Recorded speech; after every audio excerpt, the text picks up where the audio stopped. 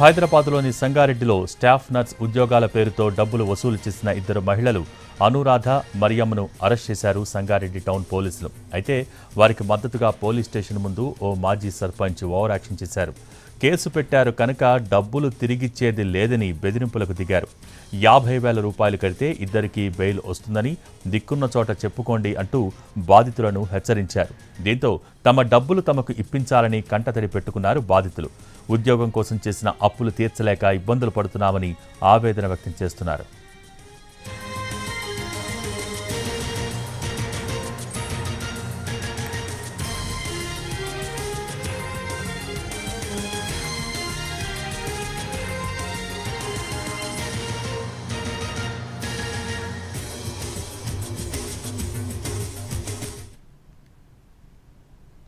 Staff nurse ఉద్యోగాల పేరుతో డబ్బు కట్టి మోసపోయిన బాధితులకు సంబంధించి మరింత సమాచారాన్ని మా ప్రతినిధి శ్రీను అందిస్తారు.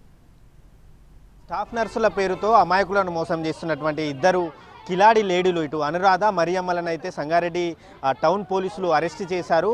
దీంతో బాధితులంతా కూడా సంగారెడ్డి టౌన్ పోలీస్ స్టేషన్ ముందు బైఠాయించినటువంటి పరిస్థితి. ఆ బాధితులు ఉన్నారు, వారితో మాట్లాడే ప్రయత్నం చేద్దాం. అమ్మ చెప్పండి, అసలు పోలీసులు ఏమంటున్నారు, మీరు ఎంత డబ్బులు ఇచ్చారు, ఏమంటున్నారు వాళ్ళు? మేము 1,00,000 రూపాయలు ఇచ్చినాం సార్. డ్యూటీ పెట్టిస్తామంటే ఇచ్చినాము. ఇప్పటి వరకు ఇంకా డ్యూటీ లేదు, ఏం లేదు సార్.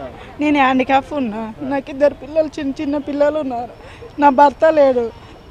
అప్పు తెచ్చి ఇచ్చినాం సార్ పైసలు. మళ్ళీ ఇప్పుడు అప్పుల వాళ్ళు కావాలంటున్నారు సార్. ఎలా చేయాలి చెప్పండి, మీరే చెప్పండి సార్. ఏమంటున్నారమ్మా ఇప్పుడు మీరు వాళ్ళని అరెస్ట్ చేసారు కదా, ఏమంటున్నారు వాళ్ళు? ఇంకేం సమాధానం చెప్తలేదు సార్. వాళ్ళు ఇస్తారో ఇయ్యరకి తెలియదు.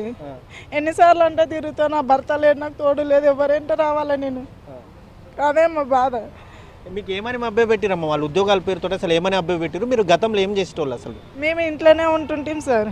ఇంట్లో ఉంటే సడన్గా మా ఆయన ఆట వచ్చి చనిపోయిన నుంచి ఇంట్లో ఉంటే పిల్లలకు పోషించుకోవాలి కదా సార్. పోషించాలంటే ఇట్లా డ్యూటీలు పెట్టిస్తామంటే సడన్గా వేరే వాళ్ళ దగ్గర తెచ్చి అప్పు ఇచ్చేసినాం. ఇచ్చిన తర్వాత డ్యూటీలు పెట్టియలేరు. 2003లో పెట్టి ఇచ్చినాం. ఇప్పటి వరకు వడ్డీ అవి అవుతాయి కదా సార్. డ్యూటీ వస్తే కొంచెం ఇచ్చుకుండా వెళ్ళిపోతుంటాం మేము. ఆ డ్యూటీ లేదు, ఏం లేదు. ఇట్లా పోలీస్ స్టేషన్ల చుట్టూ అక్కడిక్కడ తిరగాలంటే మా వల్ల కాదు సార్. అంటే ఇప్పుడు మీరు ఏం కోరుకుంటున్నారమ్మా? మీకు ఏం కావాలి? డబ్బులు ఇవ్వాలని కోరుకుంటున్నాం సార్. మేము ఆల్రెడీ కేసు బుక్ చేసినాము, కోర్టులో చూసుకోండి అన్నట్టు మాట్లాడుతున్నారు. మాకు కావాలి డబ్బులు. మేము ఇప్పటివరకు పోరాడింది డబ్బులు. ఇంతమంది వచ్చింది డబ్బులు ఇప్పియాలని.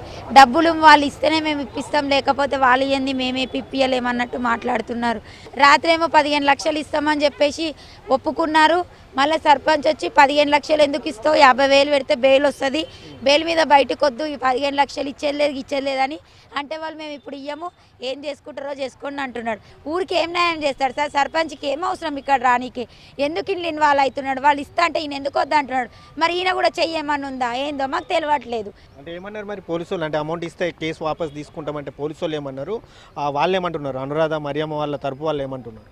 మరియం అంటే నేను అమౌంట్ నా చేయికి ఎవరైతే ఇచ్చినారో ముగ్గురి, అనురాధ అనురాధకైతే మేము మాట్లాడలేము, తను మాకు మాట్లాడలేదు. ఇంకా మరియం అయితే మాట్లాడింది. నేను మాధవి, లక్ష్మి, సువర్ణయ్యి అమౌంట్ నేను చైన్ ద్వారా తీసుకున్నా కాబట్టి వాళ్ళకి ఇవ్వగలుగుతా. నేను మిగతా వాళ్ళకి నా పేరు చెప్పిరు అనవసరంగా వాళ్ళు. మరి వాళ్ళు వేరే వాళ్ళ పేరు చెప్పి వాళ్ళు వేరే ద్వారా కట్టినారు. నన్ను అనవసరంగా ఇన్వాల్వ్ చేసినట్టు మాట్లాడింది తను. ఆ తాళి పుస్తలు తాకట్టు పెట్టి మరి జాబ్ వస్తుందన్న ఆశతో మేము వారికి డబ్బులు ఇచ్చాము, ఇప్పుడు జాబ్ ఇవ్వకపోగా తిరిగి తమకే బెదిరిస్తున్నారు. కేసు పెట్టుకుంటే పెట్టుకోండి, మీరేం చేస్తారన్నట్టు తమపైనే దుబాయిస్తున్నారని చెప్పి అయితే బాధితులు వాపోతున్నారు. ఇప్పటికైనా ఇటు సంగారెడ్డి టౌన్ పోలీసులు కావచ్చు, ఇటు సంగారెడ్డి జిల్లా ఎస్పీ కావచ్చు, ఇద్దరు కూడా ఇటు వెంటనే స్పందించి నిందితుల నుంచి తమకు డబ్బు అందే విధంగా న్యాయం చేయాలని చెప్పి బాధితులు అయితే కోరుకుంటున్నారు. కెమెరామ్యాన్ రమేష్తో శ్రీనివాస్, ఎన్టీవీ, సంగారెడ్డి జిల్లా.